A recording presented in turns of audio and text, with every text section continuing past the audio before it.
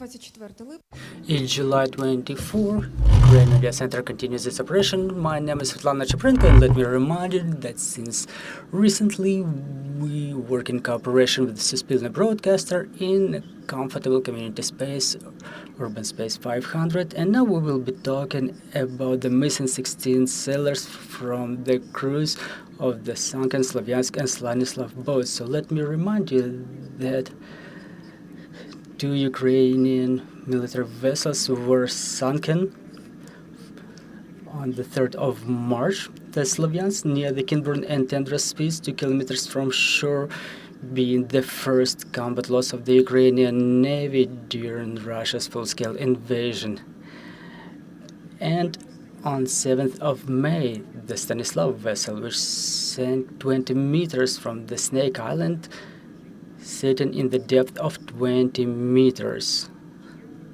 So, how the investigation of this case unfolds, how does the search for the missing sailors is going on, this is what we will be talking about today. And joining us in the studio are Olesia Aulina, head of the United by the Sea NGO, wife of the missing Damir Aulin, commander of the patrol boat Sloviansk.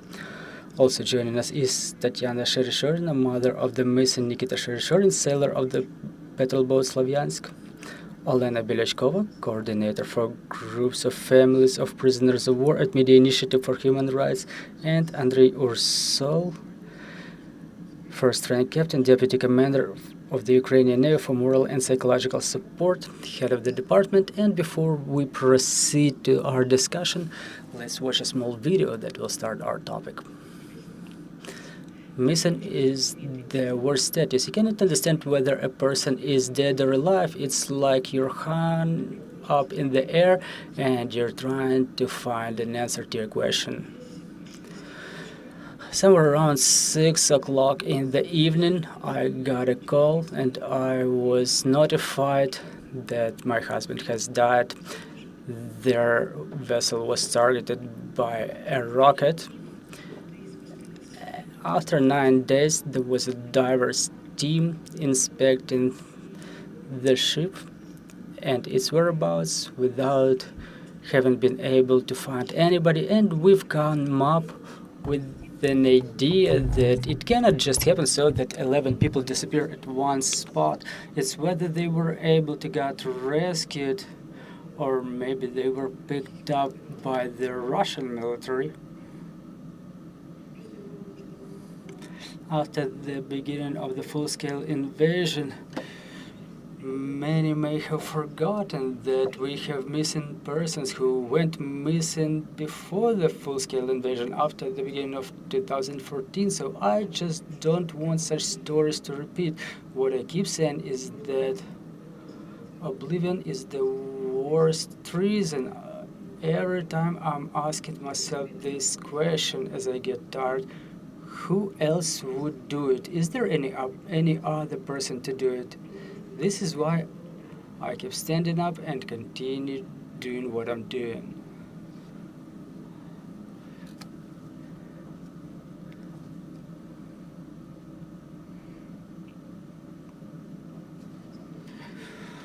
Well, in reality, nobody but the family members can do it. I agree. So, Ms. Olena, I would like to start this conversation with you. We know that some of the personnel were rescued, but the fate of 16 more remains unknown. So what are the facts that we can operate for the time being? What do we know by this moment?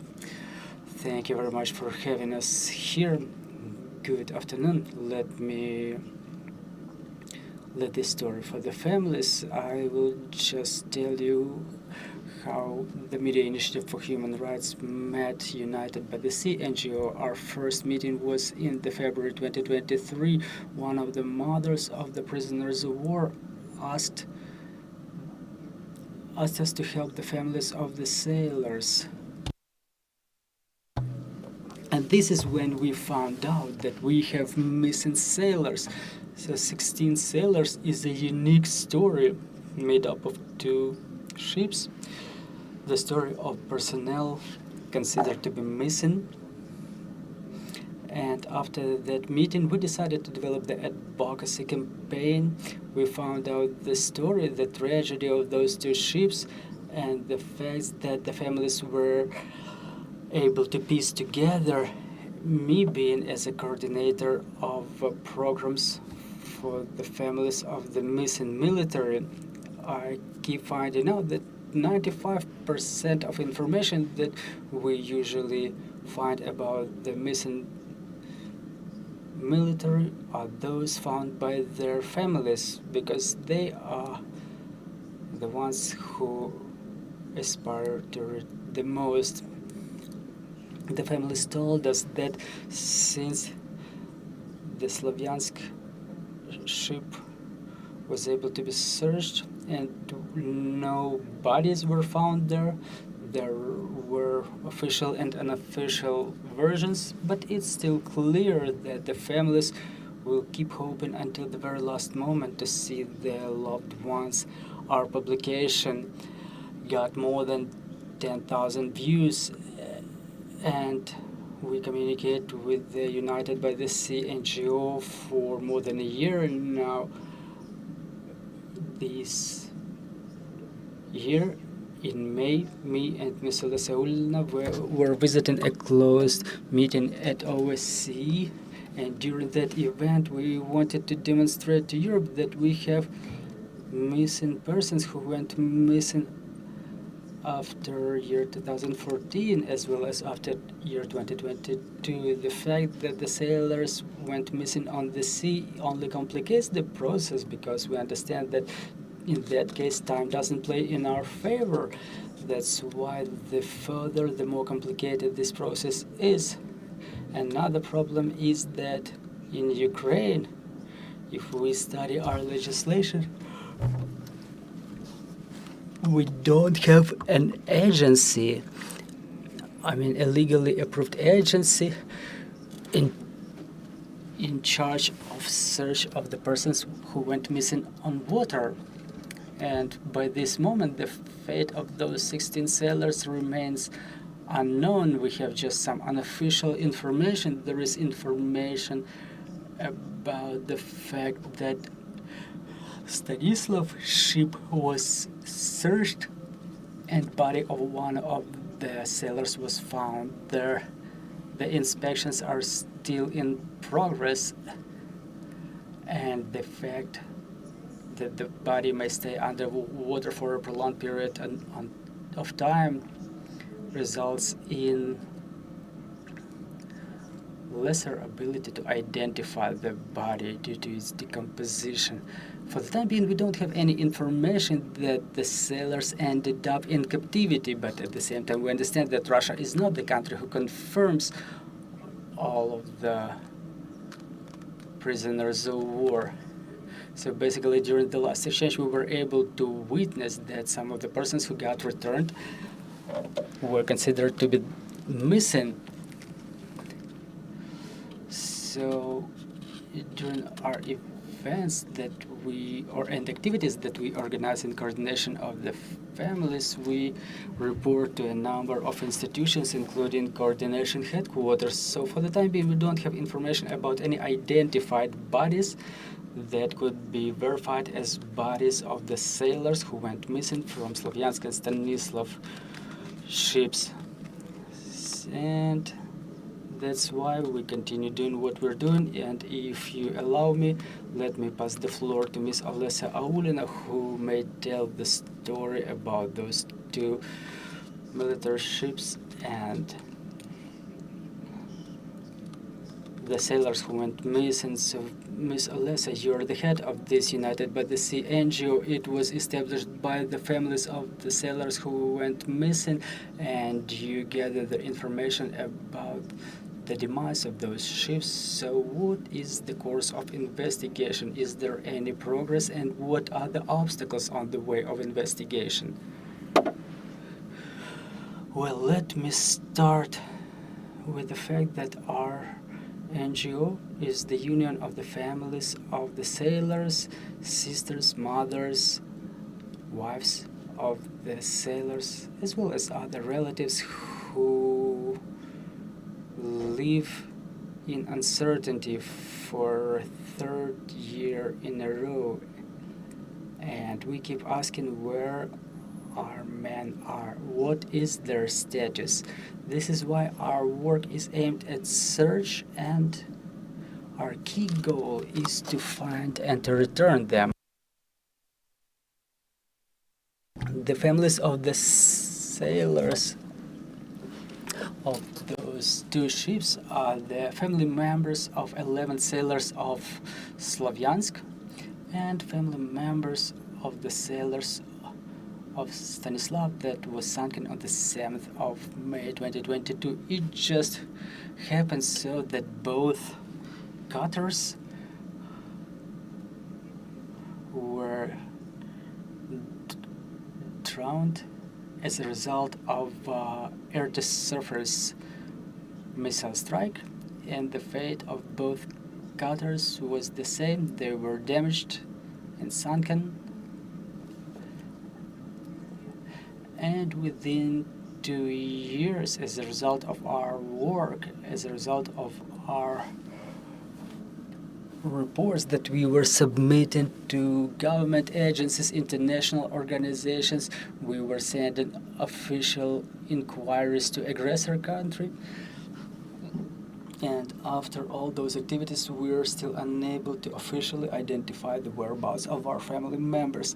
The aggressor country was responding saying it's a confidential information, and us as third parties, they cannot provide any information, and they recommended us to inquire ICRC, and even after the inquiries to ICRC we were still unable to get any information. So those are the problems that we face in terms of communication, and any other official information continues complicating our work. But there's yet a flip side to it, and this flip side is about our cutters, to understand generally and to verify whether there were bodies in the cutters. We need to have them inspected thoroughly. And for the time being, there is a huge security problem around it. If we send rescue teams to the sites where the ships were drowned, in order for them to be able to have all of the equipment, to carry all of the equipment to support the search on those sites, we need a silence regime imposed. We cannot achieve it because for such cases we need to engage the support of the third parties, third countries, or initiate a task force for negotiations, because all we need actually is to pull the bodies from there, if they are even there. Their ships are not efficient as battleships anymore. They don't pose any risk to Russian Federation. It's a pure humanitarian mission, so that the families could find answers to their questions. Last year there was a trilateral agreement signed between 3 NATO countries, Romania, Bulgaria and Turkey, aimed at demining at the Black Sea Basin. So basically a strategic agreement, and we think it can be used in terms of cooperation to organize this descent to the bottom of the sea to our ships, so that not only the ship itself but also the territory around it can be inspected, because we need to search some area in specific radius around this cutter. And also there was a maritime coalition established with Great Britain and Norway, and we see it as a chance to use those agreements, or at least to start working in this area to make sure that the representatives of those countries help us in solution of our problems. Thank you, Miss Alyssa. Miss Tetiana, let me give the floor to you. Can you please share your story and tell us if you receive any support from international community or the state of Ukraine in search of your family members? Or let's put it as it is, the problems and the answers are all the same. This is why we are NGO, because we all work together, we report together, we inquire together, and we get the same responses. So basically the problems that Olesia has mentioned are the same for everybody. They are present for all of us. Yes, as Olesia was saying, we contacted different agencies, different organizations. Officially, during these 2 years, we have not advanced a single step because there was no single official response that we would have gotten. We don't have any official document, any paper at all. Our men are still considered to be missing, all 16 of them, and we don't know what doors should we knock on to reach out to that party so that the mothers at least feel calm that their sons are alive. Mr. Andrii, can you please tell us what the command of the Navy does to support the families and to search for the crews of those 2 ships? Let me correct you right away. My actual position is the deputy head of the department for moral and psychological support of the Navy. It's been long ago that I was a deputy commander, so I just want to add a couple of words to what the previous speakers have said. You see, the actions of Sloviansk and Stanislav is not only a tragedy, it's a huge deed. Remember the spring of 2022 when the Russian hordes were advancing near Mykolaiv, where there was a group of Russian naval ships deployed under Odessa when they were shelling the shores of Odessa region using the artillery, the Navy artillery.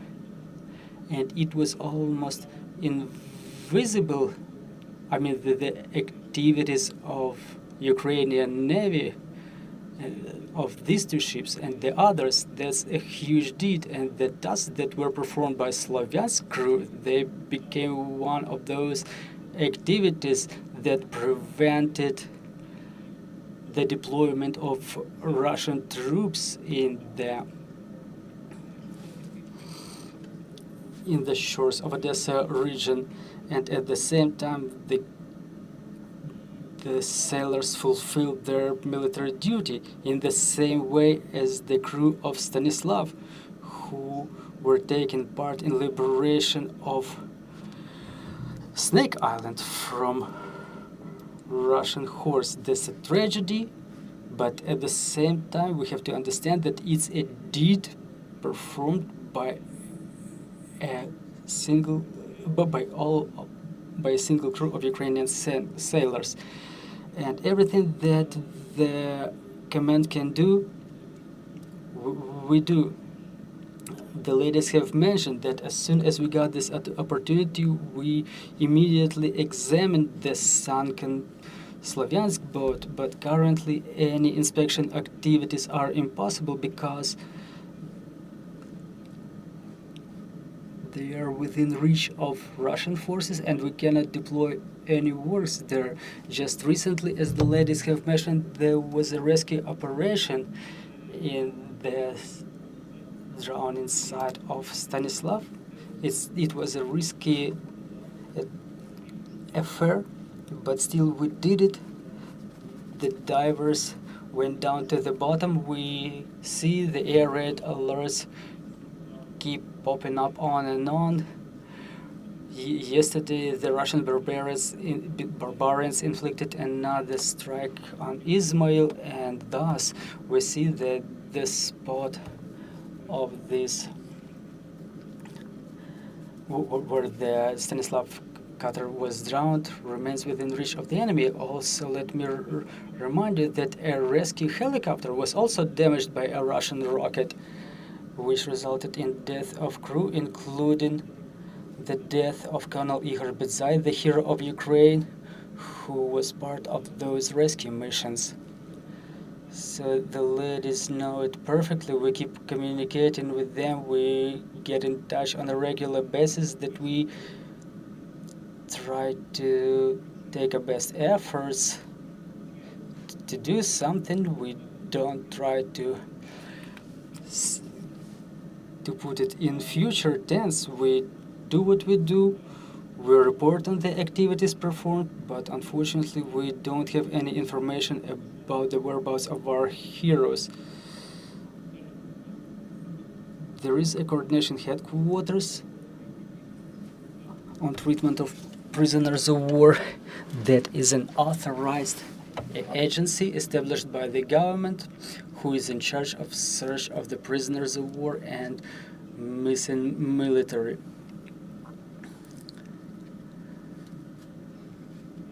We will continue the search for our guys in the same way that we search for other sailors, our Marines, and other components of our forces, because we need to find out the fate of every single one. It was mentioned that it was the first loss of the Ukrainian Navy, but Ukrainian Navy met Russian aggression in the most complex spots. In Snake Island, Shanghai, where our Marines were operating, Mariupol, and other spots of Ukrainian defense on the line of Donbass, and the fate of every single missing military or prisoner of war in the same way as the fate of these 16 people who went missing or are dead or are held in captivity, who were taken prisoners of war, is the responsibility of the state, of the command. This is why we keep organizing the activities that we cannot disclose now. In case we get any results, whether positive or negative, we will tell what we can to the family members, and we will tell what we can to the society. Hopefully we will find out something soon, but I'm sure something we will only find out after the end of war. And I'm absolutely in agreement with Lesia that when we discuss these topics, we have to remember we fight a cowardly and vile enemy, and respectively the pressure of a global community, of our community. We keep working with what we can, something we can do through official ways, something through unofficial ways. However, the objective inspection of the spots where the vessels were drowned is extremely complicated. In case we have any results, we will definitely report to the families immediately. Specifically talking about the rescue operation in the spot where Stanislav ship was drowned, there was a small video. It was posted in the web resources of the Ukrainian Navy. Thank you, Mr. Andrii. If we have any questions from the floor, dear journalists, please proceed. Good afternoon. My name is Stanislav, Media Initiative for Human Rights.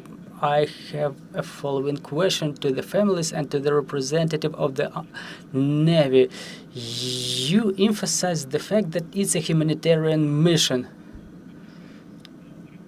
The rescue, inspection of the spot, but I still fail to understand whether there were direct contacts or attempts to address Russia to the Commissioner for Human Rights in Russia, maybe, or to other official agencies on their side, and whether our command was trying to establish such contacts.